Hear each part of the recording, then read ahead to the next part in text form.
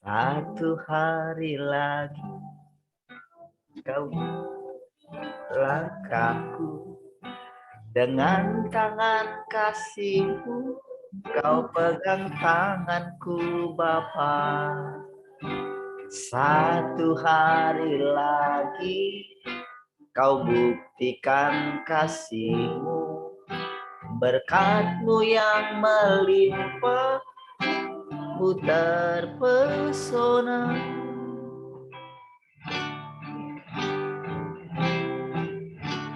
Satu hari lagi kau menuntun langkahku, dengan tangan kasih-Mu kau pegang tanganku Bapa. Satu hari lagi kau buktikan kasih-Mu, berkat-Mu yang melimpah membuatku terpesona. Hanya satu yang ku pinta, ajarku mengasihi-Mu segenap hatiku, seumur hidupku. Hanya satu yang ku pinta, ajarku mencintai-Mu dengan segenap hatiku, seumur hidupku. Yesus, mari katakan sekali lagi, satu hari lagi. Satu hari lagi kau kangen kasih-Mu, kau pegang tanganku Bapa. Satu hari lagi kau buktikan kasih-Mu, berkat-Mu yang melimpah membuatku terpesona. Sekali lagi katakan, satu hari lagi.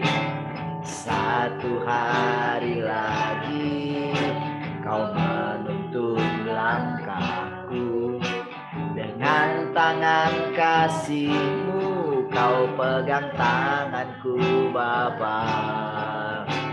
Satu hari lagi kau buktikan cinta-Mu, berkat-Mu yang melimpah membuatku terpesona. Hanya satu yang ku minta, ajarku mengasihi-Mu dengan segenap hatiku, seumur hidupku. Hanya satu yang ku pinta, ajarku mengasihi-Mu dengan segenap hatiku, seumur hidupku. Yesus, hanya satu yang ku minta, ajarku mengasihi-Mu dengan segenap hatiku, seumur hidupku. Hanya satu yang ku pinta, ajarku mencintai-Mu dengan segenap hatiku, seumur hidupku. Yesus, seumur hidupku. Yesus, seumur hidupku. Yesus,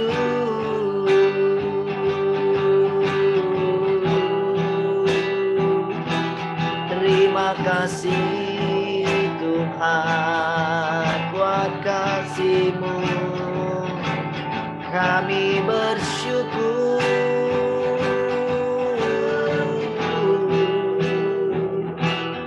Terima kasih buat kasih-Mu Tuhan.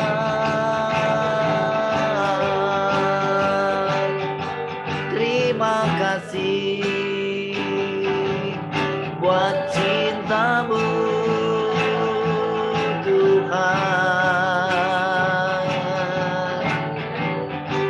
yang selalu baru setiap hari. Oh, Kau buat kami semakin mengasihi-Mu Tuhan. Cinta-Mu Tuhan yang Kau tanamkan dalam hati kami. Oh,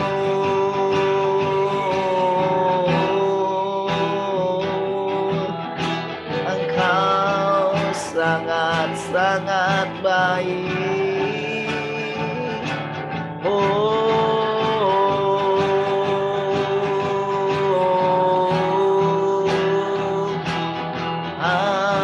Haleluya. Terima kasih Tuhan.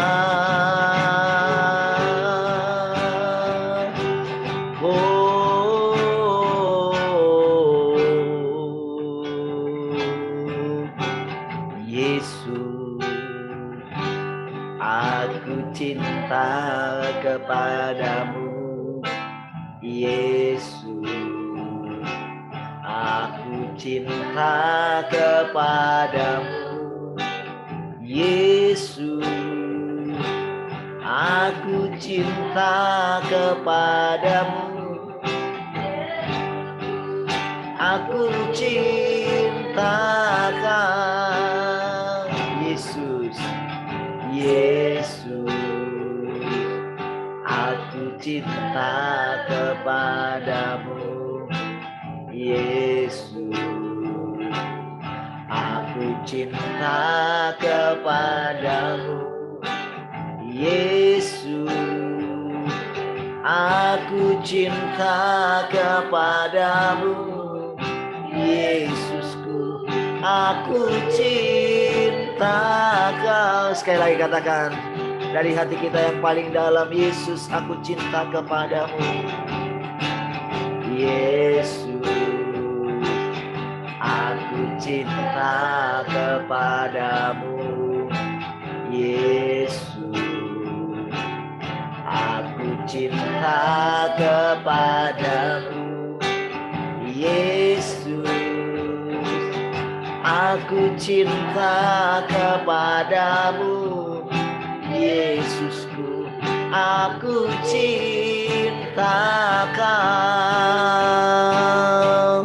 Dengan segenap hatiku, dengan segenap jiwaku, hanya Engkau yang patut disembah. Yesus, kasih-Mu, Yesus, sungguh ku cinta dengan segenap hati, dengan segenap hatiku, dengan segenap jiwaku, yang patut disembah. Yesus, tak terukur kasih-Mu. Yesus, sungguh ku cinta. Katakan sekali lagi, dengan segenap hatiku, dengan segenap jiwaku, hanya Engkau yang patut disembah. Yesus, tak terukur kasih-Mu. Yesus, sungguh ku cinta Kau. Yesus, Yesus, tak terukur kasih-Mu. Yesus, sungguh ku cinta. Sekali lagi katakan Yesus, Yesus, tak terukur kasih-Mu. Yesus, sungguh ku cinta Kau.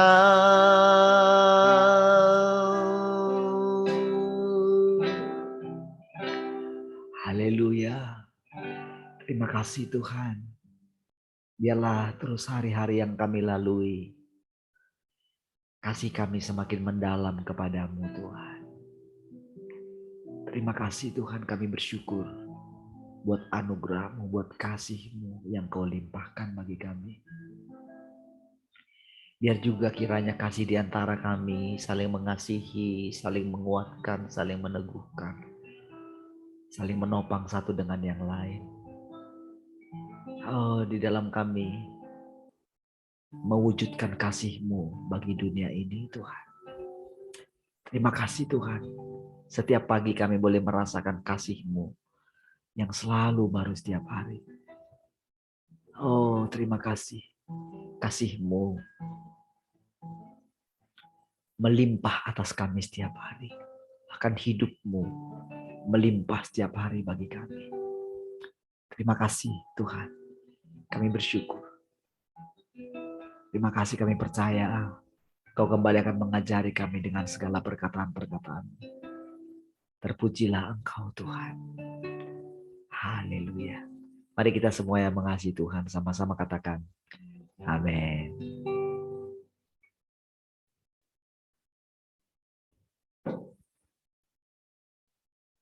Baik, puji Tuhan. Sekali lagi shalom semua.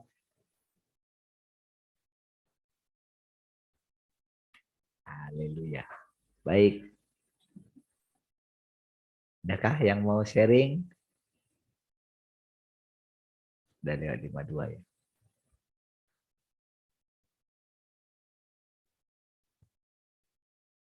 Ada yang mau sharing? Kalau enggak langsung kita lanjut.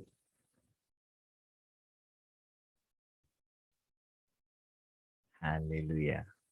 Ada yang mau sharing?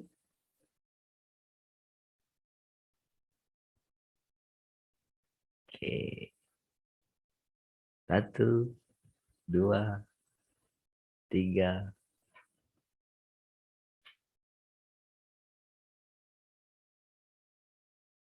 Oke. Murah ya? Mau cerita? Ya, boleh Pak. Ya. Shalom semua. Ya.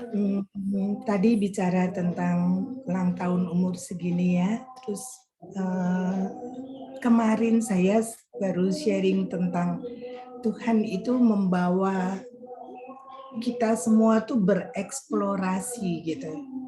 Jadi kalau ada perenungan gini ya, saya tuh katakan mungkin kalau umur angka gitu ya, saya 1,5 kalinya Bapak Ibu semua di sini. Masih 40-an, saya sudah 60 lebih gitu. Itu angkanya. Tapi pertumbuhan kita masing-masing tidak bisa diukur dengan angka umur kita gitu ya. Cuman seperti ini katakan, Tuhan seringkali membawa saya untuk mengingat apa yang Dia kerjakan di masa lalu gitu. Itu tidak ada satupun yang sia-sia. Jadi katakan kayak dulu kecilnya tanpa mengerti, tanpa apa-apa, membaca buku tentang Mahabharata, membaca 2 bacaan tuh, satu H.C. Andersen yang membuat saya berfantasi sebagai putri gitu ya. Nanti bakalan dijemput oleh pangeran yang gagah sekali. Tapi di Mahabharata atau perang Baratayuda itu mengenal tentang sisi baik dan jahatnya manusia gitu. Dari kecil itu diisi, tapi kan enggak ingat sama sekali, cuman garis besarnya tetap ada gitu. Terus dari musim ke musim, baik secara pertumbuhan mental, terus secara rohani gitu ya. Terus pelayanan itu kan ada perubahan terus semuanya. Jadi kemarin tuh sharing gitu, ternyata saya menyadari sekarang bahwa Tuhan itu tidak diam, tidak pernah statis gitu, tidak pernah mandek di satu tempat, tidak pernah mandek di satu peristiwa atau kejadian atau musim gitu. Tapi Tuhan bergerak dan selalu katakan kayak mencipta sesuatu yang baru yang membuat kita semua bergairah gitu. Jadi ada kekaguman, ada rasa yang katakan berdebar-debar gitu ya. Terus ada satu teman yang bilang tentang manusia roh dan apa ya kemarin itu dia bilang bahwa kebanyakan istilahnya ngeroh gitu loh, orang-orang yang ngeroh di dalam teman-teman kita semua termasuk saya itu juga melihat dan mengalami gitu ya, waktu merasa hidup di dalam roh atau ngeroh itu selalu akan muncul yang namanya kebanggaan yang mengarah kepada kesombongan, merasa lebih dari yang lain. Itu iya banget.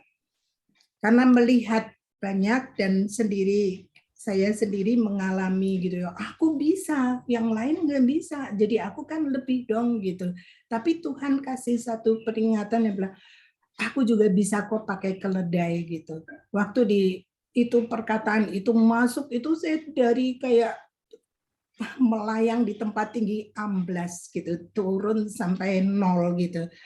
Dari situ itu terus membaca bukunya Watchmeni segala itu tentang kekuatan laten jiwa itu merubah semua. Jadi saya mengalami perubahan demi perubahan dari masa kecil dulu sampai dengan ke hari ini gitu.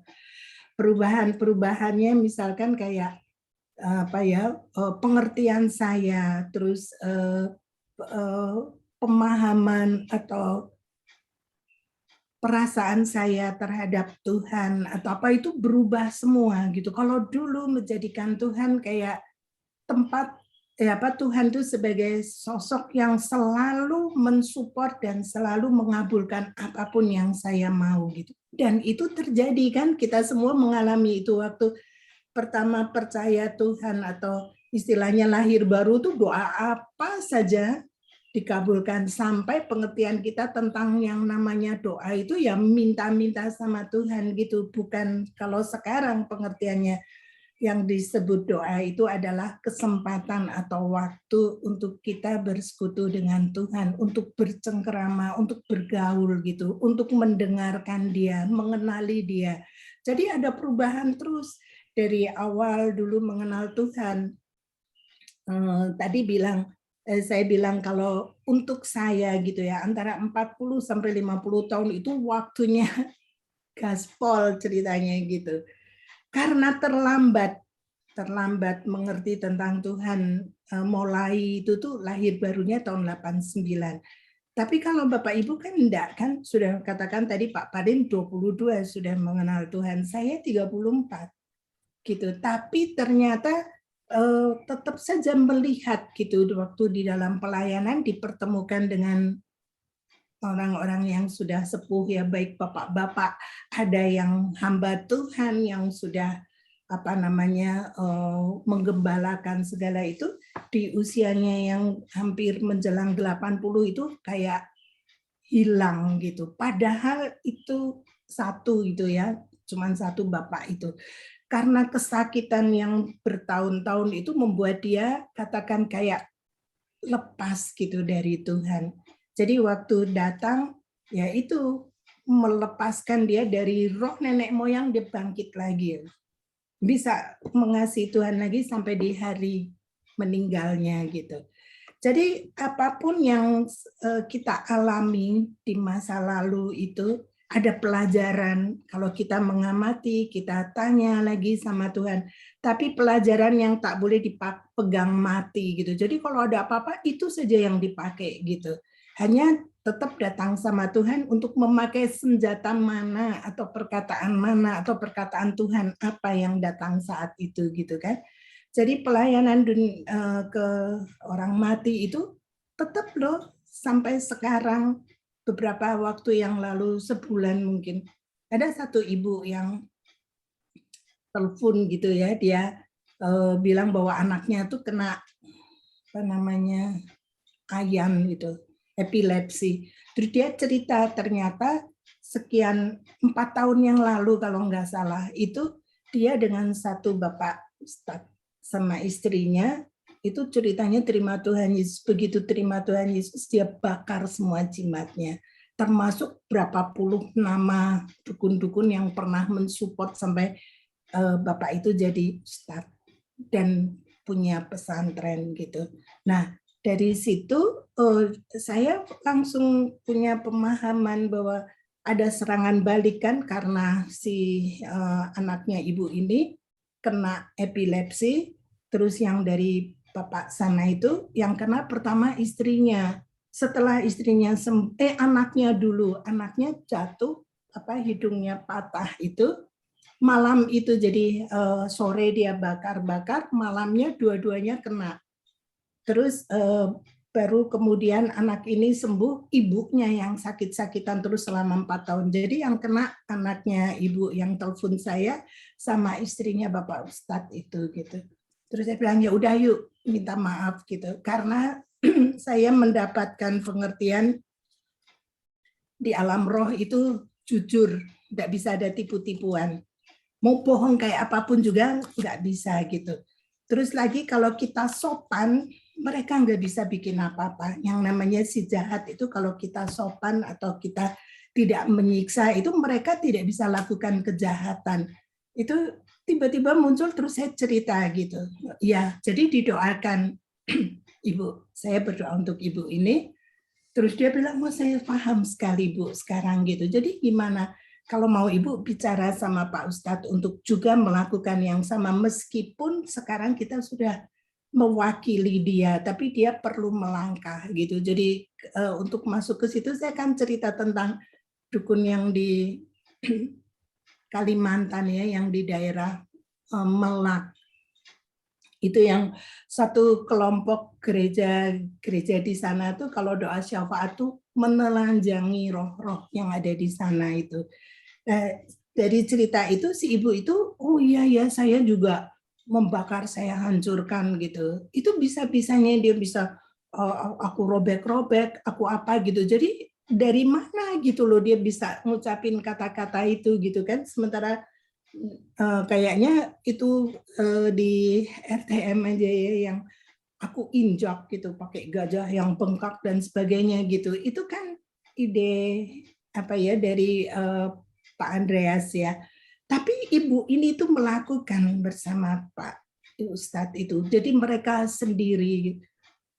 Keingatnya di mana Skewa itu imam, anak-anaknya imam Skewa, dia tidak mengenal Tuhan tapi dia pakai gitu dan dia ditelanjangi sama roh jahat itu.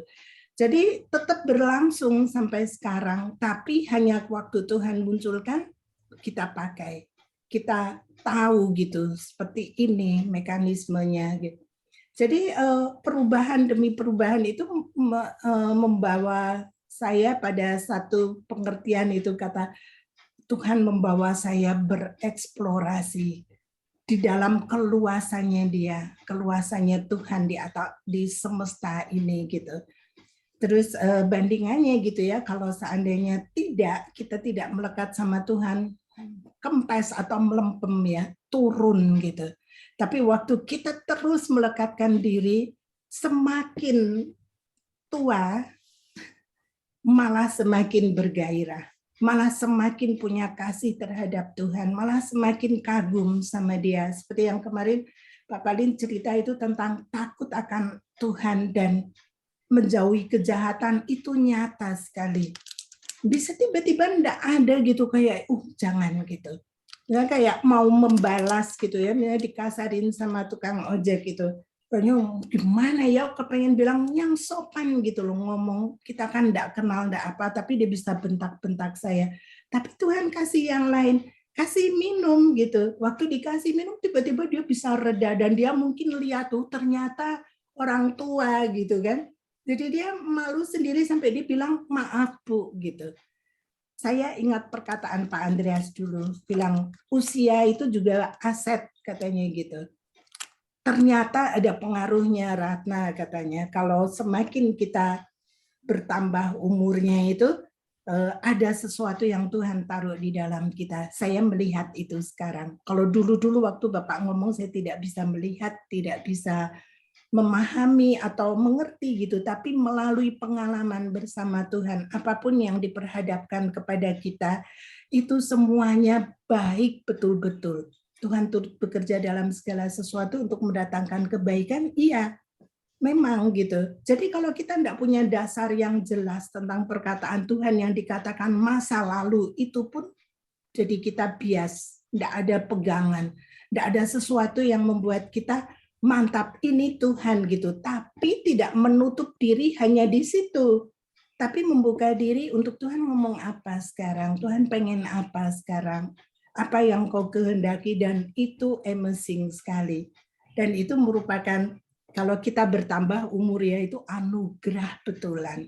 Tambah 1 hari, kayak tadi lagunya 1 hari lagi, 1 hari lagi.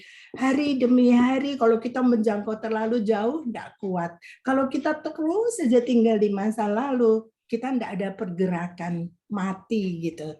Tapi waktu kita tahu itu pelajaran, itu Tuhan berikan, itu kekayaan saya, itu sesuatu yang Tuhan bikin meskipun mengalami yang namanya tidak enak gitu ya, kayak disalahpahamin, difitnah lah, apa segala macam. Buat saya sekarang itu pernak-pernik untuk saya melaju sampai ke sekarang ini, sampai ke hari ini gitu. Jadi kemarin waktu Zoom saya cerita ini karena Tuhan bilang, aku tuh membawa kamu bereksplorasi, menjelajah gitu ya, melihat dan mencari yang baru. Tapi kalau secara dunia kan kita bekerja keras ya, tapi kalau di dalam Tuhan Dia yang bawa kita untuk melihat sesuatu untuk apa gitu ya. Terus Pak Padin kasih saya video yang tentang Lia Lestari itu. Saya nggak bisa nonton semuanya. Saya hanya sampai di situ berhenti gitu. Kalau enggak ya enggak, memang apa ya, modelnya itu enggak bisa yang searching kayak apa gitu. Hanya ada sesuatu yang menarik, saya masuk, tapi kalau sudah tiba-tiba hilang, enggak ada keinginan untuk katakan kayak melihat lagi atau apa gitu. Tapi yang Pak Padin cerita itu gara-gara itu ya, saya lihat Lia itu serp di hati. Ini betul seperti yes gitu di hati. Terus saya bilang sebetulnya kayak apa Tuhan gitu. Nah, yang dibilang sama dia kayak sepertinya saya jadi ada pemahaman. Jadi dulu itu ada nenek moyang aku juga yang tinggal di dalam tubuh ini. Buktinya di mana? Yang lewat DNA itu ya. Saya tidak pernah belajar yang namanya ilmu apa-apa, yang namanya semedi, yang namanya tirakat, tidak pernah. Tapi nenek moyang saya lakukan itu, maka mata saya, mata rohaninya terbuka. Bisa melihat, kalau saya bilang itu bukan karunia Roh Kudus, tapi kemampuan gitu kan. Kemampuan ini bisa menggiring kita ke arah yang jahat, tapi waktu ditaklukkan kepada Tuhan, Tuhan memakainya itu menjadi kebaikan, menjadi kemuliaan buat Tuhan gitu. Jadi kan pilihan di hadapan kita gitu ya. Terus saya tuh dulu sering gitu ya, mimpi misalkan kayak naik ke gunung gitu. Naik ke gunung itu kayak ada orang rame gitu, terus di gunung itu tuh ada kayak pegangan tangan gitu. Jalan naik, saya tahu itu nanti kalau sampai di titik itu saya pasti jatuh. Selalu kayak gitu. Itu berkali-kali mimpi seperti itu. Terus itu dibersihkan ya ceritanya, atau mungkin dulu saya pernah hidup dan mati dengan cara seperti itu. Saya tidak mempertanyakan lagi dengan Tuhan, tapi mimpi itu tuh bikin apa ya, bangun tidur tuh enggak nyaman sekali gitu, kok kayak jatuh betulan gitu, sampai apa saya jatuh dari tempat tidur gitu, ternyata enggak, tapi perasaan jatuh itu kuat sekali gitu. Terus mimpi ada di satu tempat, bahkan itu yang paling lucu ya, yang berkesan itu di Hong Kong. Saya tuh melihat park gitu, saya pikir ini taman, jadi saya masuk saja, ternyata itu apa namanya, apartemen yang eksklusif gitu. Jadi kalau tidak punya tanda pengenal nggak bisa masuk ke situ. Lucunya saya masuk saja, ikut orang naik ke lift itu, terus saya turun semau sendiri gitu. Tiba-tiba pengen turun di lantai berapa gitu, saya turun, ternyata di situ ada kayak kolam ikan gitu di kayak terasnya, terus sedang dibangun. itu ada mobil yang untuk ngaduk pasir itu apa namanya itu, ada itu, terus ada taman yang vertikal. Saya tuh pernah mimpi berada di tempat itu. Mimpi ada di situ, persis tatanannya seperti itu. Ada kolam ikan, terus di sebelah sininya ada molen ya, mobil itu yang pengaduk pasir. Terus di sebelah sananya itu vertical garden yang warna-warni merah, hijau, kuning gitu. Kayaknya saya pernah ada di tempat ini gitu. Itu membuat saya bilang ini betul-betul Tuhan bawa saya ke Hong Kong. Itu yang ngirim Pak Pendeta John Linardi itu. Saya cek tadi suruh membangun gereja di sana. Waktu itu perenungan itu, waktu masuk itu nggak tahu kalau ini apartemen yang eksklusif dan tidak bisa, kalau nggak punya tanda pengenal nggak bisa masuk di dalamnya gitu. Kan sesuatu yang aneh gitu ya, yang beda gitu. Terus saya bilang, aku pernah ada di sini nih gitu. Terus pengertian itu munculnya jadi betul ya, ini kehendakmu Tuhan, aku ada di Hong Kong ini gitu, kok bisa-bisanya masuk ke situ, seperti digiring dan masuk gitu ya. Terus ada lagi yang berkesan tuh di Medan waktu Aceh tsunami itu. Saya di Medan diajakin pergi ke rumah sakit Pirngadi. Tapi ibu itu kami naik angkot gitu, turunnya di belakang, di pintu belakang, bukan pintu depan gitu. Waktu turun dari angkot, saya rasa saya pernah ada di sini loh gitu. Ini ada pohon besar, terus itunya kan kerakal ya, batu-batuan gitu. Terus saya bilang, ini masuk pintu kecil, sebelah sini itu dapur yang sudah tidak dipakai gitu. Terus masa Bu gitu. Terus masuk betul gitu. Aku pernah ada di sini tapi kapan, padahal itu baru pertama kali pergi ke Medan dan pertama kali masuk ke situ gitu. Jadi hal-hal yang seperti itu tuh kemarin dapat jawaban, dapat kayak si Lia itu gitu, dapat ternyata begitu ya gitu. Jadi ada hal-hal yang bukan dejavu ya, tapi kayak pernah mengalami terus kemudian ini, tapi waktu dulu pengertiannya kan sebelum sampai ke tempat yang materi ini, Tuhan sudah bawa dulu di dalam mimpi gitu. Dan semua itu jadi kayak bilang, enggak ada yang sia-sia yang Tuhan izinkan terjadi di dalam kehidupan kita, apapun saja itu, meskipun itu sesuatu yang enggak enak, sesuatu yang menyakitkan, sesuatu yang bahkan mungkin mengerikan gitu ya, itu Tuhan izinkan, tapi setelah itu kita bisa melihat bagaimana Tuhan menolong, bagaimana Dia bekerja di dalam kita, bagaimana kasih-Nya yang luas, yang lembut, yang murni, yang kudus itu masuk gitu. Bagaimana kita dituntun dengan caranya yang tak terpikirkan gitu kan. Kadang kan kita pernah mengalami yang namanya dalam masa darurat itu bisa kayak superhero itu loh. Bisa melompat, bisa lakukan apa saja yang di luar pemikiran kita gitu. Itu kan Tuhan juga membuat kita bergerak gitu. Saya pernah mengalami saya berdiri kira-kira 3 meter dari baby tafel itu ya. Bayinya tuh ada di atas lagi mau diganti bajunya, si mamanya tuh ngambil apa enggak tahu gitu agak jauh. Saya lagi ngobrol gitu, tahu-tahu itu bayinya tuh terguling, itu saya mau dengan bajunya saya taruh gitu, ketangkep, padahal enggak mungkin gitu dengan kecepatan yang seperti itu. Sampai maminya itu deg-degan, aduh untungnya kamu sempat tangkep gitu. Bisa dengan kecepatan yang seketika itu ya, pakai baju itu, pakai roknya tuh untuk nadahin si bayi itu, karena bayinya udah besar ya, udah 11 bulan gitu, sudah bisa tengkurap, bisa apa gitu. Kan gede, kalau seandainya waktu itu umur saya baru berapa, 10 tahun mungkin. Kalau ini kan bisa jatuh sampai ke bawah, sementara itu kan tinggi semeter lebih gitu. Jadi keinget banyak hal. Kalau Tuhan membawa kita untuk ingat, itu tandanya Tuhan sedang memperlihatkan bagaimana Dia bekerja di dalam hidup kita sejak masa dulu sampai dengan hari ini gitu. Jadi kalau memperingati ulang tahun, dulu saya nggak seneng gitu, nggak boleh bilang panjang umur gitu.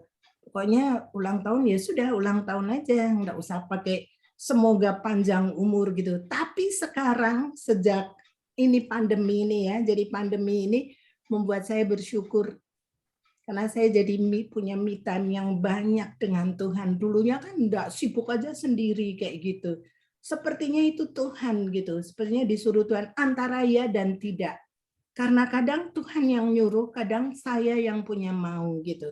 Tapi dengan adanya pandemi ini, jadi membumi, calm down, turun, duduk, diam.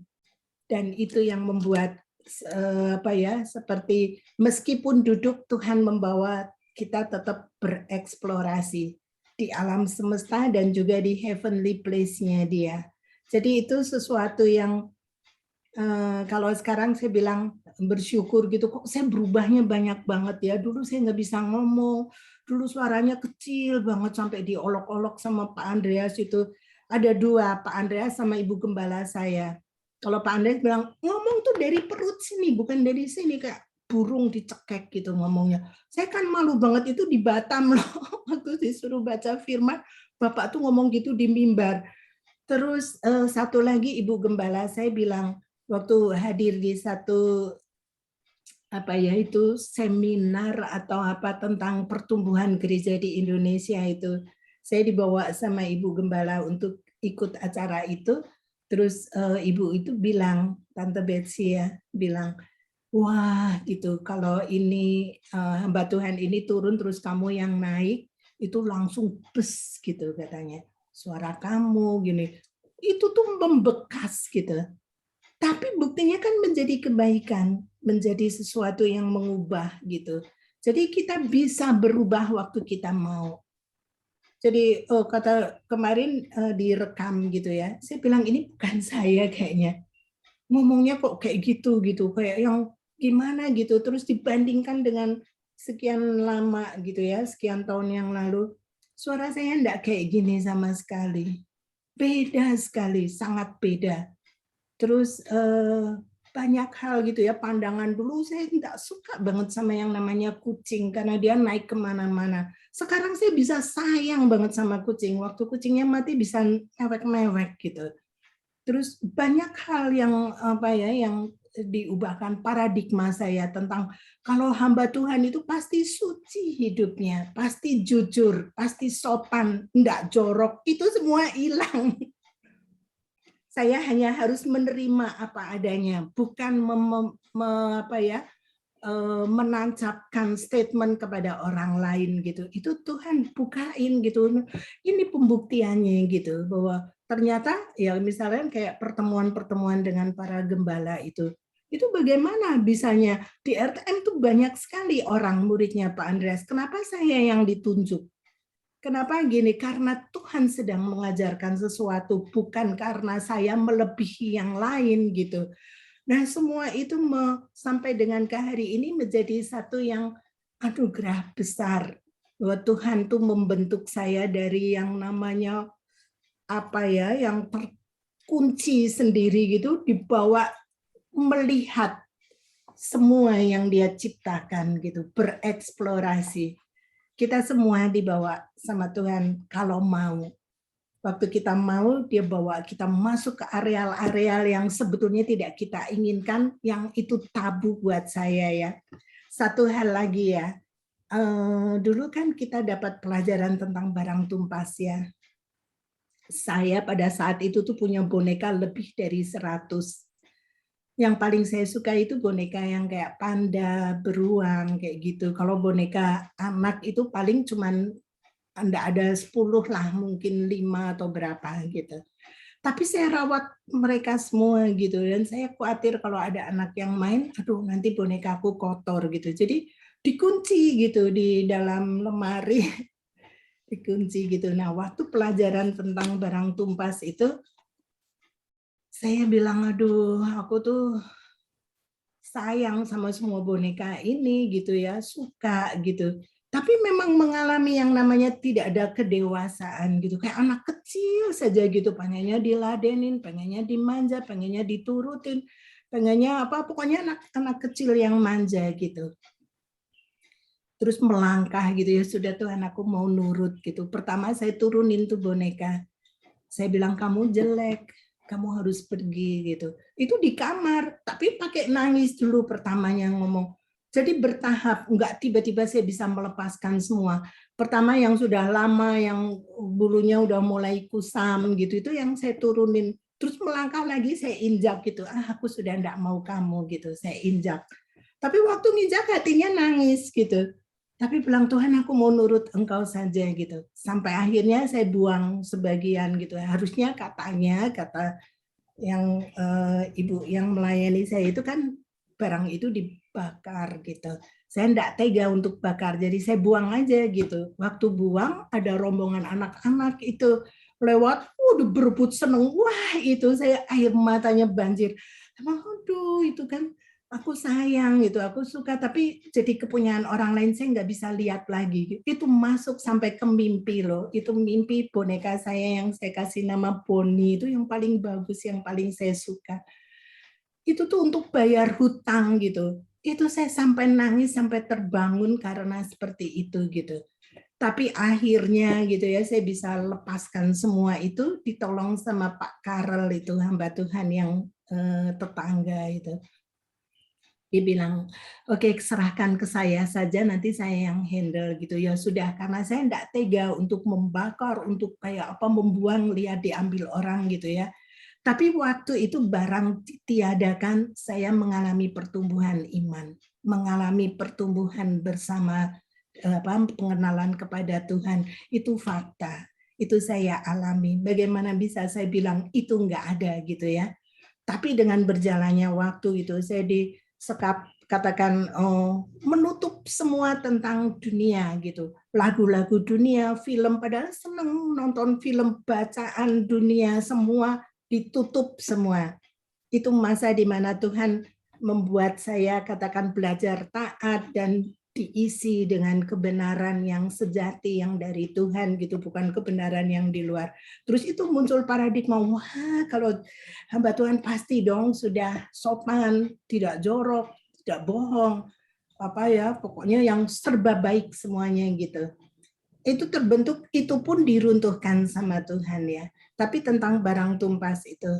Terus sekarang nih di tahun 2019 ya, 2020-21, itu kan saya balik lagi sama Tuhan, bisa lagu-lagu rohani banyak barengan sama yang Pak Palin itu, yang katakan lagunya Ebit GAD yang paling saya suka tuh yang itu gitu ya.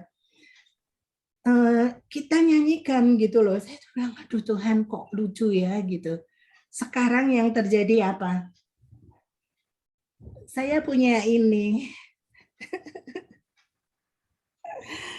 Kalau orang yang dulu saya layani tentang barang tumpas melihat ini pasti komentarnya apa? Berbalik ya, sudah tidak punya iman ya. Sudah apa? Tapi ini didapat karena Tuhan loh.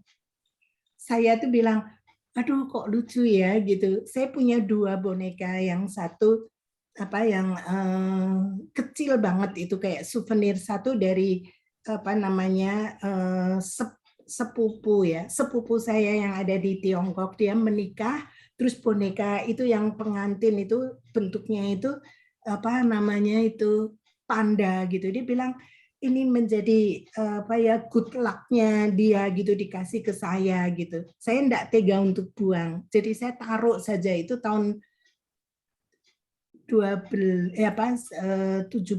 ya, tahun 2000 bukan tahun 2000 berapa lupalah sudah.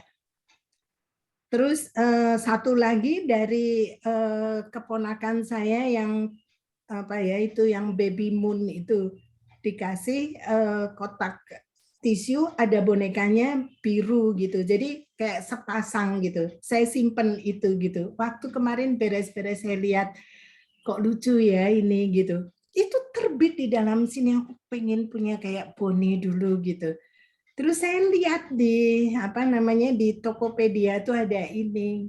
Begitu lihat tuh saya pengen, padahal tidak seperti yang di foto ya. di fotonya bagus tapi di barangnya kurang gitu.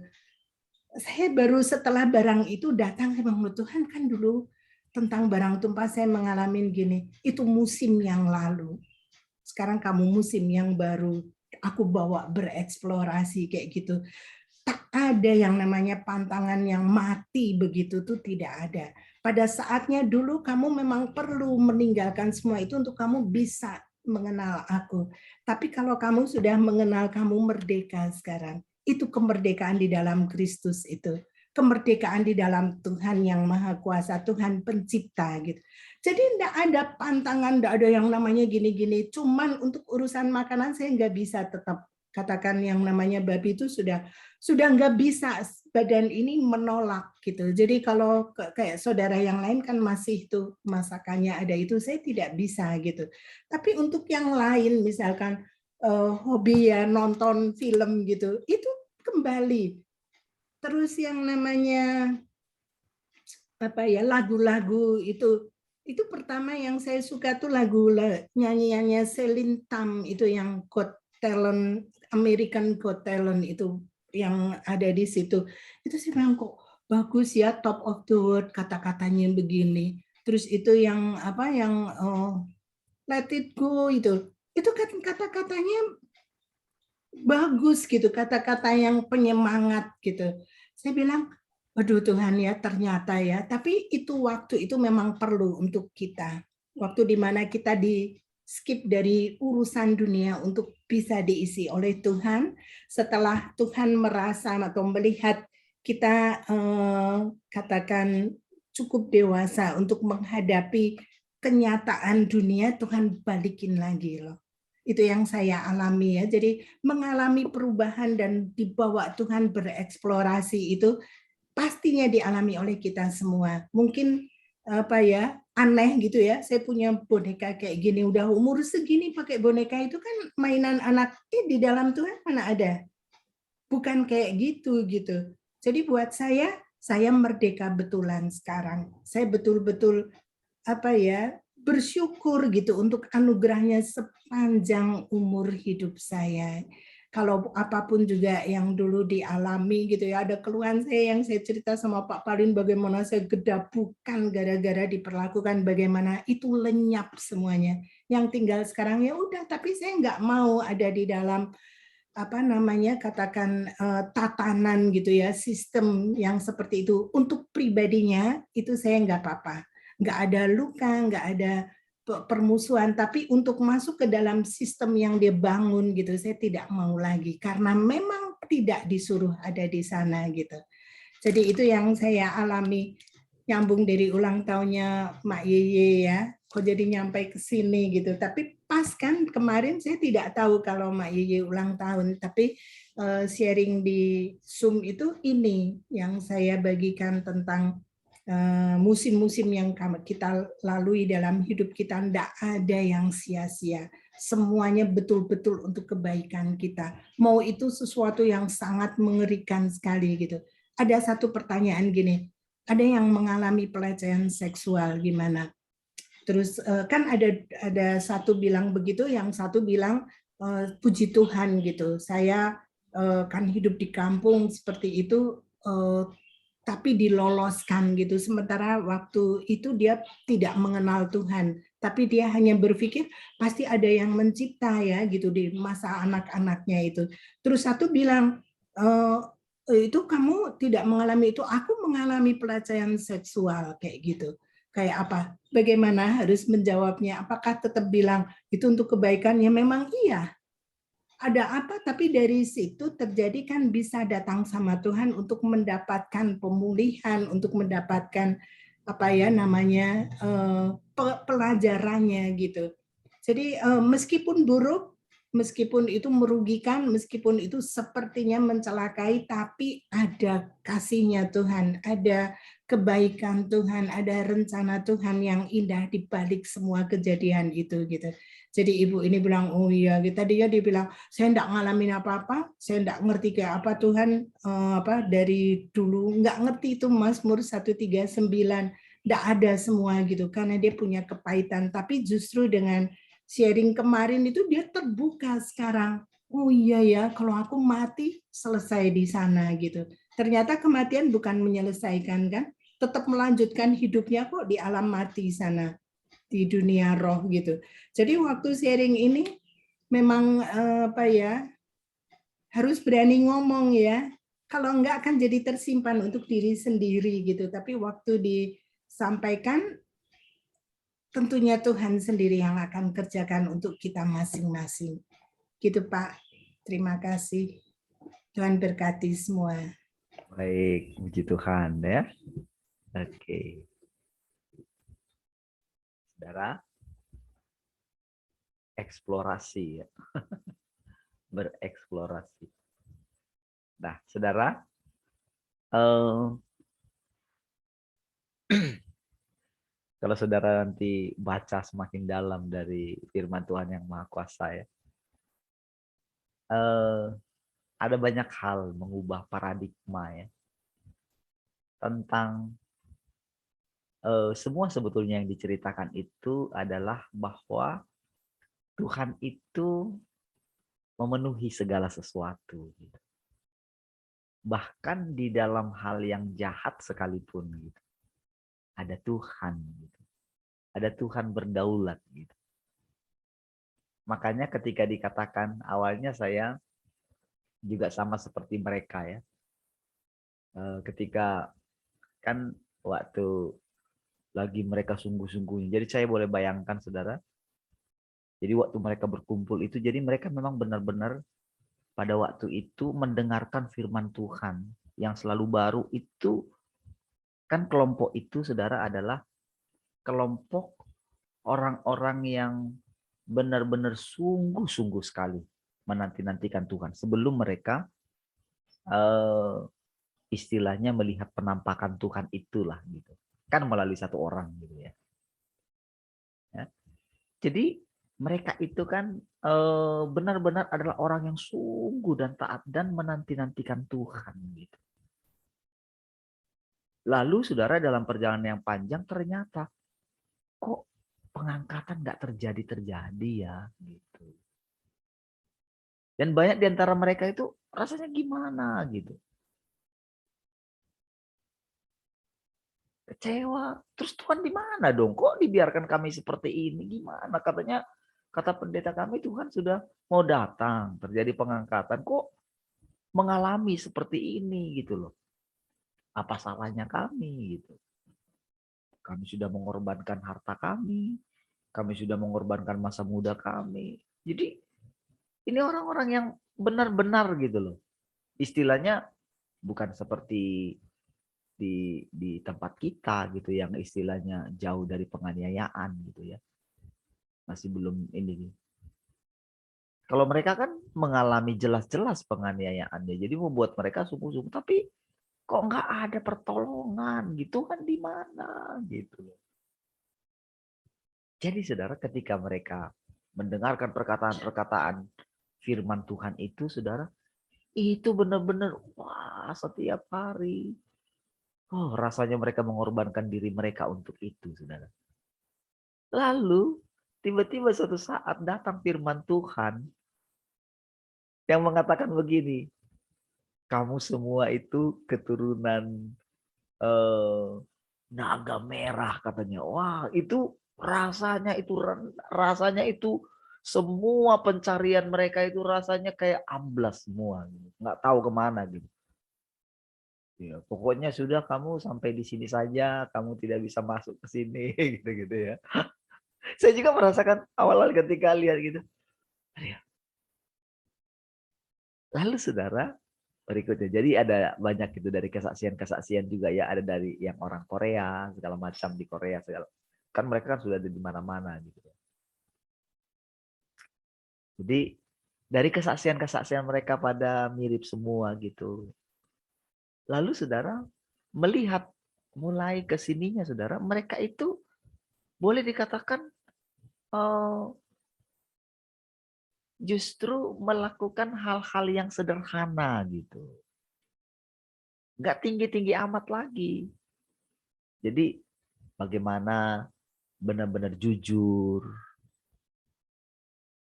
bagaimana tentang oh aku ini yang apa namanya pokoknya suka benar gitu loh, bagaimana dihancurkan yang perasaan suka merasa diri benar gitu loh.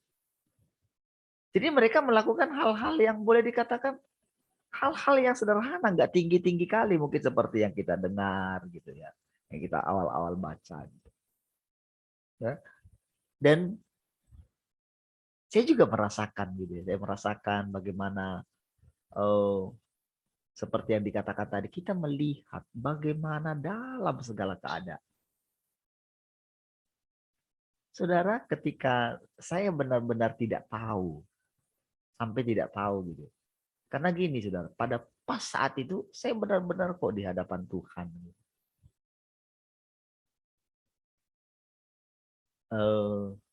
Bagaimana saya sampai nggak bisa begini saudara, saya nggak tahu.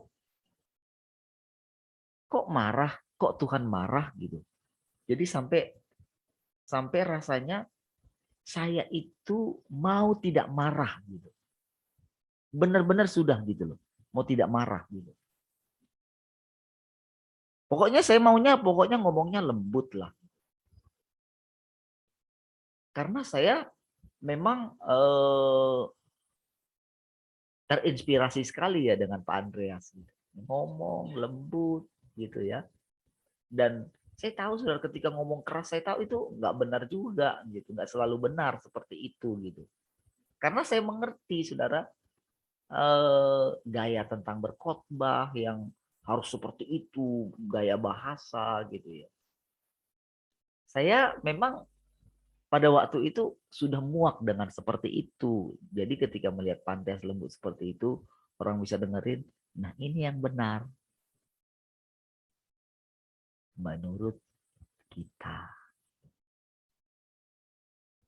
Lalu saudara, ketika saya melihat, maaf ini bukan menceritakan ini ya, ketika saya melihat anaknya, demikian rasanya saya melihat begitu.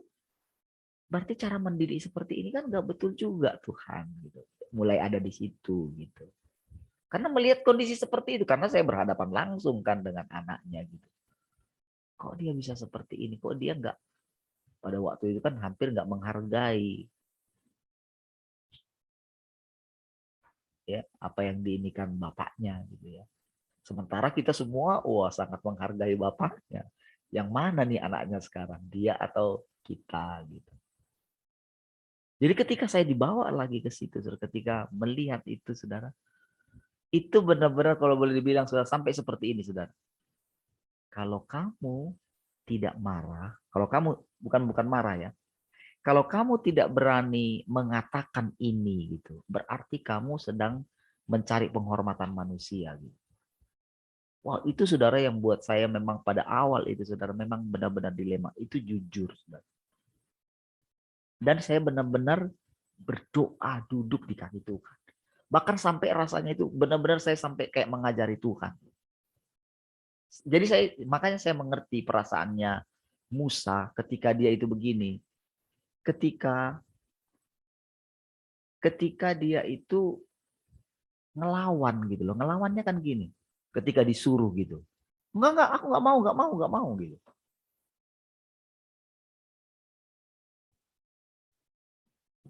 Benar-benar dia enggak mau gitu. Sampai sebetulnya itu sudah kurang ajar sekali. Kalau kita lihat di situ saya melihat. Aduh. Tapi dia pun ditaklukkan. Tapi satu saat saudara, saya melihat di situ. Kenapa ya kok sampai Tuhan berikhtiar membunuh dia gitu.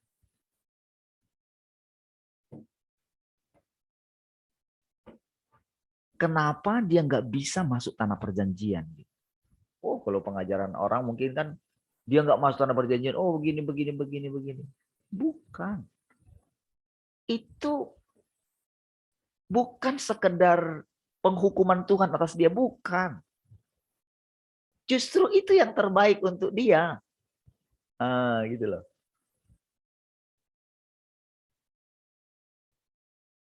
Itu yang terbaik bagi dia. Karena begitu nanti dia di sana, saudara. Begitu dia injakkan kakinya di sana, dia masuk di sana dan sempat hidup bersama dengan mereka. Disitulah mulai ada keinginan yang lain.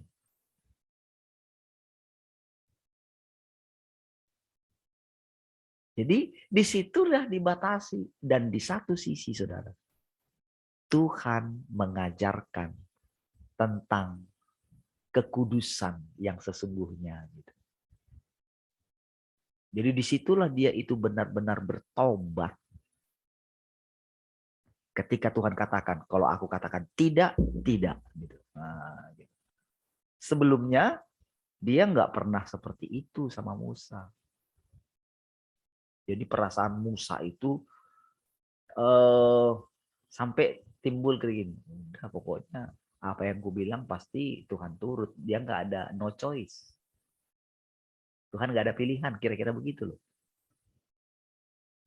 Jadi ketika Tuhan strictly bilang tidak, sudah kamu lihat saja dari jauh. Nah, inilah cara Tuhan. Cara Tuhan yang berganti-ganti, saudara. Dia lakukan dalam kita.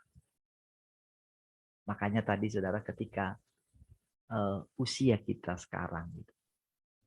Ketika Bu Rahel tadi bilang ya umur, sekarang umur berapa Bu? 66, 67 kan? Ibu, 67 ya? Mau 67 ya? Ya. Nah, jadi saudara kan berarti kan melewati. Kalau kita yang sekarang kan, kalau saya misalnya sekarang 47 gitu. Berarti kan saya itu masih nggak tahu, di umur 48 saya belum tahu, di umur 50 saya belum tahu, apalagi umur 60, apalagi umur 67. Tapi di hadapan kita ada orang yang sudah umur 67 boleh cerita sama kita. Dia kayak bawa pengalaman masa depan ke kita. Gitu. Ya, kita kan belum sampai di situ. Saya belum sampai di situ. Tetapi yang kita mengucap syukur adalah kita sekarang ini dengan usia sekarang gitu ya. Dan kita melihat banyak sekali peristiwa seperti yang dikatakan Bu Rahel tadi gitu. Bagaimana orang-orang yang sudah mencapai 80 gitu. Ketika nggak bisa, gimana ya, saya memang melihat itu saudara. Makanya saudara, karena ada dulu gembala senior kita gitu ya, masih di atasnya Pak Niko lagi kan, kalau Pak Alex itu. Karena saya pernah jadi top-topnya waktu itu. Jadi yang dikatakan tadi seminar pertumbuhan gereja itu sebetulnya di sana itu. Gitu. Sebetulnya itunya. Jadi itu pas puncak-puncaknya pembangunan itu. Belum ada gitu. Belum ada gereja yang sebesar itu gitu. Dan dari segi ininya jemaatnya cukup banyak gitu. Jadi kan dulu ada wilayah mereka itu wilayah tengah gitu. Wilayah tengah, wilayah barat Pak Niko, wilayah tengah dia Pak Alex, lalu wilayah timur itu Pak Timotius Arifin gitu. Tetapi mereka itu sangat kuat sekali gitu. Jadi walaupun dulu Pak Niko itu sudah keluar, jadi tetap dia di Betani gitu kan. Nah, kita kan keluar dari situ. Dulu Pak Niko dapat change destination. Gitu. Walaupun Pak Niko sudah keluar, tetapi hubungan dia, jadi dia menganggap itu kayak kokonya. Gitu. Pak Alex itu. Jadi apapun, jadi dia tetap kasih kayak apa namanya upetinya itu. Gitu. Persembahannya itu tetap. Gitu. Karena memang itu, wah itu uang itu berlimpah-limpah. Gitu. Perpuluhan 1 M itu, 10 M itu satu orang biasa. Itu biasa. Memang iya di sana. Ya. Jadi saudara, dia tetap melakukan itu. Walaupun sudah keluar dari situ. Dia tetap melakukannya. Jadi misalnya kalau misalnya Pak Alex bilang, Niko, misalnya ini gitu. Itu langsung. Nggak ada ini. Tetap dia jaga itu. Gitu. Saya melihatnya di situ ya. Nah, tapi saudara, dan saya melihat waktu itu ketika dia mengajar saya, karena waktu pertama kali itu saya hadir di situ dan saya melihat gitu, dia sangat striking gitu. Jadi dulu itu orang-orang ngeroh itu dulu sudah ada di sana gitu. Yang memang pendetanya itu kalau misalnya ada namanya Frankie Utana itu, saya ini juga ya. Itu kalau dia bersiul itu, saya pernah mengalami itu waktu baru-baru lahir. Baru gitu di Batam gitu ya. Itu urapannya kuat sekali. Ayo sekarang anak muda lari ke depan gitu. Kalau kalian bisa sampai di sini, hebat katanya gitu. Itu beneran sudah begitu nyampe di sana itu lutut ini rasanya apa namanya, wah gemetar nggak bisa berdiri. Dan urapannya kuat sekali gitu. Jadi merasakannya. Dan di gereja itu saudara, di situ dan di wilayah timur itu manifestasi-manifestasi yang seperti itu sudah banyak sekali. Tapi tahukah saudara, ketika menghadapi yang kayak gitu, jadi kalau misalnya dulu ada pernyataan-pernyataan gitu, yang pegang apa namanya kendali dia gitu. Jadi ini salah, ini enggak, stop, mic-nya diturunin gitu. Jadi nggak ada yang bisa sok-sokan gitu. Oh ini pernyataan dari Tuhan, nggak ada. Dan dia mengajarkan tentang penyangkalan daging itu sudah cukup. Kalau saya lihat waktu itu, oke sekali gitu. Hebat gitu. Jadi misalnya yang diajarkan oleh Watchman Nee gitu. Ngajar juga gitu loh. Tapi tahukah saudara, ketika melihat ending hidupnya itu, bagaimana sampai mencari yang mau pernah diketemukan sama Pak Andreas itu kan itu nggak jadi waktu itu. Tapi melalui muridnya diajarin, melalui yang di staf gembalanya itu kan. Siapa namanya? Abraham atau siapa? Saya lupa. Nama itu siapa ya? Saya lupa nama Pak itu ya, yang dikatakan itu mau diajak ini gitu. Itu kan di ending-endingnya. Di sana dikatakan dia benar-benar sudah kayak nggak punya Tuhan lagi. Di usia yang sekian gitu. Kayak nggak ngalamin Tuhan lagi. Nggak punya Tuhan di usia yang sekian.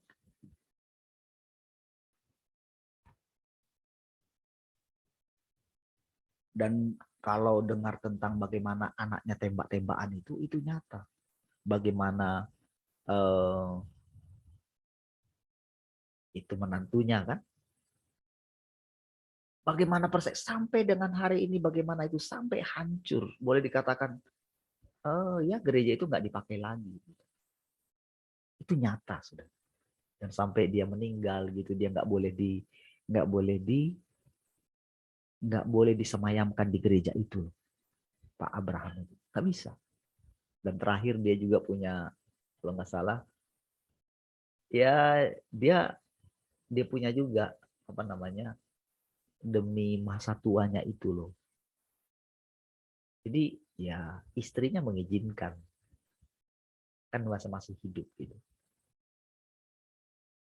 Dan cerita-cerita seperti itu saudara cukup banyak saya dengar gitu tentang yang di masa tuanya setelah dia pelayanan rasanya besar gitu ya. Tidak bisa lepas dari situ gitu, dari masalah uang, dari masalah jabatan, dari masalah perempuan gitu loh. Dari masalah wanita gitu. Tidak rasanya. Jadi sampai ada seperti ini saudara, sampai rasanya mereka ini menyembunyikan gitu. Itu saudara para pemimpin-pemimpin.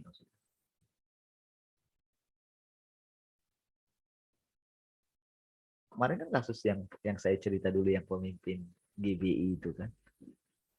Itu pemimpin loh. Itu masih ketua pada waktu itu.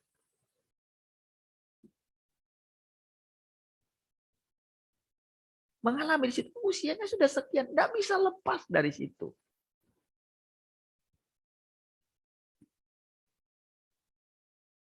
Jadi saudara, jadi sebetulnya Tuhan tunjukkan itu, Tuhan perlihatkan kepada kita. Memang di dalam kita pasti ada muncul begini. Oh terima kasih Tuhan, Tuhan lindungi, Tuhan ini, misalnya begitu ya. Tetapi itu pun sebetulnya yang benar itu bukan Bukan karena ada sesuatu yang lebih dari kita, bukan. Jadi ternyata jadi dari DNA kita gitu. Yang itu. Jadi Tuhan memunculkan itu, Tuhan memperlihatkan itu kepada kita. Supaya begini, supaya kita itu sadar bahwa sebetulnya manusia itu rusak sekali gitu. Itulah yang ditunjukkan di makanya firman Tuhan yang maha kuasa itu. Jadi dia tahapan yang boleh dikatakan dia berbicara sekarang gitu loh. Jadi ketika kita dibawa, oh namanya Tuhan yang maha kuasa gitu. Oke. Tetapi bukan berarti ketika di yang kemarin itu misalnya pelayanan-pelayanan kita gitu ya. Kan ketika kemarin kita strike keluar kan, asli kan orang-orang yang masih ini langsung keluar kan. Karena mereka suka di situ, karena mereka merasakan itu yang benar. Sampai-sampai kalau yang teman di Pekanbaru yang sudah ke Jakarta itu berani bilang gini loh. Kalau dia tidak mengajarkan Tritunggal seperti yang diajarkan oleh Pak Andreas, berarti itu sesat. Wah, itu sampai seperti itu loh ngomongnya. Itu yang buat dia strike keluar. Dan yang lain juga begitu gitu kan. Bung Kris juga gitu kan. Dan sampai nggak pernah, padahal itu sharing, selalu sharing lah gitu kalau apa. Ini sama sekali nggak pernah. Nah, tapi saya juga tidak digerakkan untuk telepon mereka gitu. Tidak sama sekali. Ya, tapi dalam hati saya seperti dikatakan tadi, sudah. Kalau saya ingat lagi yang di Pekanbaru teman kita Pak ini ya, Pak Surya gitu ya. Saya juga padahal tiap hari telepon dengan teman-teman yang lain masuk ke area itu gitu. Nah, saudara, tapi dalam hati saya begini. Di jauh dalam hati saya itu begini. Tuhan, gimana ya dengan teman-teman itu ya? Saya teringat satu-satu gitu ya. Saya cuma teringat aja, sampaikan diam-diam dalam hati saya. Lalu saudara, kemarin itu Pak Surya kasih saya ini ya, dia bilang ini. Dia kan udah lama kali nggak pernah hubungan gitu. Ya WA saya gitu. Pak ada ini Pak, ada ponakan dia gitu. Dia cerita gitu ya. Lalu saya begini, bisa nggak Bapak bantu dia ini gitu, maksudnya layani gitu. Nanti dia mau ke Batam gitu. Saya bilang begini, oh iya silahkan saja gitu. Ya walaupun sebetulnya saya udah mana ya Tuhan melayani kayak gini lagi gitu ya, gimana ya. Tapi saya jawab saudara dengan ini, silahkan saja. Bisa saja nomor saya, bilangin ke dia gitu. Ya ini kan. Yang mau saya cerita di sini lagi ini saudara. Dari semua perjalanan kita. Saudara, Tuhan itu tak di mana-mana. Tuhan itu persis gitu ya. Persis ada di dalam kita, membawa kita dari perjalanan yang satu kepada perjalanan berikutnya. Dari tahun pertama, tahun kedua, tahun ketiga, tahun keempat. Musim selalu berganti katanya kan. Tapi tahukah saudara, ada satu masa yang sangat panjang. Jadi sekarang di pikiran kita itu kan begini saudara. Di pikiran kita nggak ada kematian lagi. Bukan masalah kita akan mati atau tidak mati. Bukan. Tetapi di dalam dunia orang mati sendiri pun kan sebetulnya ternyata sama saja mereka akan menghadapi. Kan kalau orang mati kan, kalau dia membunuh diri, apakah sudah selesai masalahnya? Tidak selesai ternyata kan. Kan Tuhan sudah tunjukkan kepada kita lewat banyak pengalaman kan. Ternyata mereka masih berhidup. Apalagi dengan sekarang DNA mereka. Ternyata mereka terus masih cari channel untuk hidup kan.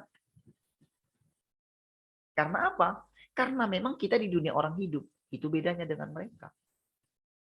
Khususnya bagi mereka itu yang belum mendapatkan istirahat di dalam Tuhan ya. Jadi para dewa-dewa yang belum mendapatkan istirahat di dalam Tuhan, mereka akan terus cari channel. Makanya mereka tinggal di candi-candi seperti yang dia bilang. Jadi mereka itu ya, jadi mereka itu datang kunjungi situs-situs itu, candi-candi gitu, dengan harapan jadi orang-orang leluhur mereka, jadi mereka ini orang tulus sebetulnya. Tulus. Jadi orang-orang ini tulus, cuman mereka belum mendapatkan firman seperti yang kita dengarkan gitu, atau pengalaman yang lebih tentang Tuhan yang sesungguhnya itu gitu loh. Kan mungkin belum memahami tentang akan tiba waktunya dan sudah tiba. Apa yang kamu ikat di bumi terikat di sorga. Jadi mereka ini masih takluk kepada roh leluhur yang mungkin dia punya kesaktian, punya kepintaran, punya kewibawa. Makanya sebetulnya saudara jadi ketika Pak Jokowi buat IKN itu saudara, ketika dibuat ritual itu lagi Mandalika lagi, itu sebetulnya itu jadi mereka yang tadinya diam sekarang mereka berani ngomong. Orang-orang kejawen jadi ngomong, jadi mereka terkenal. Mereka yang melakukan itu jadi, wah itu rasanya saudara, itu kalau di wall saya itu ya. Jadi itu memang jagonya YouTube itu. Gitu. Jadi begitu kita ini, buka yang satu ini, begitu 2 atau 3 kali aja kita munculin. Maka yang lain yang berhubungan dengan itu akan muncul di kalau kita scroll gitu. Sampai berhenti. Akan muncul terus itu gitu. Jadi, dan yang berhubungan dengan itu, muncul yang lain. Gitu. Jadi termasuk orang-orang itu yang tadinya misalnya Bosman Mardigu lah, si inilah, si itu gitu ya. Yang dulu sering saya ini kan gitu kan, saya suka kasih ini kan. Ternyata persis yang seperti Ibu ceritakan tadi. Jadi itu ada istilahnya, apa ya itu, yang suka diceritain oleh orang tua kita, didongengin gitu. Itu memang itu sangat alkitabiah sebetulnya. Jadi memang harusnya demikian. Apa bedanya saudara dengan kita membaca gitu? Kalau kita membaca itu masih harus apa namanya kan nggak diucapkan gitu. Tapi kalau kita serius memang kalau misalnya yang sudah suka baca gitu, oke gitu. Tetapi kan sebelum ada tulis baca tulis kan orang kan tidak memakai baca tulis gitu kan. Tapi itu pakai ngomong. Waktu ngomong itu tahu nggak saudara?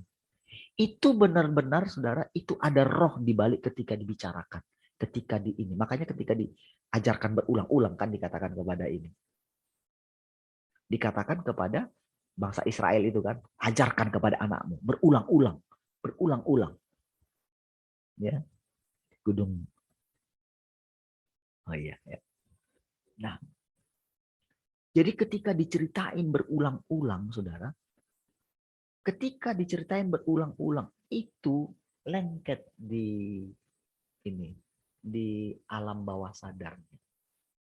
Lengket kapan aja bisa itu muncul dan segala yang terjadi misalnya dejavu segala macam itu kan sebetulnya itu adalah kayak kemajuan teknologi yang sekarang ini sebetulnya. Makanya si itu berani bilang, si Lia itu bilang dulu apa namanya perang nuklir itu sudah ada gitu loh. Dia bilang itu sudah ada. Nah, jadi sekarang tahukah saudara? Jadi sekarang itu Tuhan munculkan gitu. Jadi sekarang, jadi ketika kita memahami Tuhan, jadi dari mulut kita ini, coba nanti perhatikan saudara. Setiap kali ketika kita bicarakan sesuatu di sini, perhatikan setiap kali saudara ditaklukkan oleh Tuhan, alam semesta ini berubah. Iya, itu Tuhan yang buat, bukan kita. Tidak ada masalah dengan kita. Masalahnya adalah kita di sini begini. Maukah kita menerima kedaulatannya? Jadi kita itu boleh dibilang kayak channelnya. Jadi ketika dia ini pemerintahan Tuhan ini turun atas kita, termasuk atas nenek moyang kita, pemerintahan dia turun. Jadi ibaratnya DNA itu diperbaiki semua. Jadi kalau dia yang ngelawan, itu pasti menyingkir, nggak bisa. Tetapi kalau para leluhur itu, roh-roh mereka itu, kalau memang mereka mendambakan keselamatan dari Tuhan, pasti mereka akan mendengarkan. Tidak bisa tidak. Artinya begini, ketulusan hati mereka jadi berlaku. Berbahagialah orang yang suci hatinya, karena mereka akan melihat Allah. Kan mereka mendambakan, kan pasti mereka pusing dengan itu. Karena begini saudara, setiap kali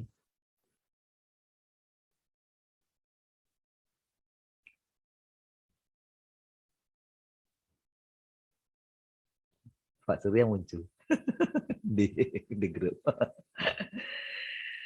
Oke. Saudara, setiap kali ini kan sudah jauh. Baik ya. Nah, jadi saudara, setiap kali segala peristiwa yang terjadi,